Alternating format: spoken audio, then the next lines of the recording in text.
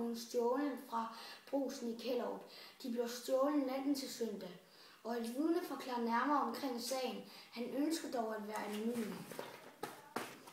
Du så 2 røvere stikke af fra Brugsen i går aftes. Hvordan så de ud? Jamen, de var maskeret, så jeg så ikke rigtig, hvordan de så ud. Hvad var klokken cirka på det tidspunkt? Den var omkring 5 minutter over 2. Okay. Hvordan stak de af?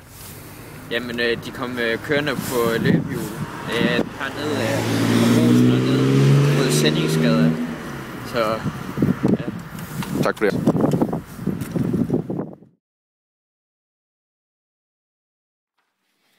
Og vejrudsigten. Der bliver sol og masser af sol.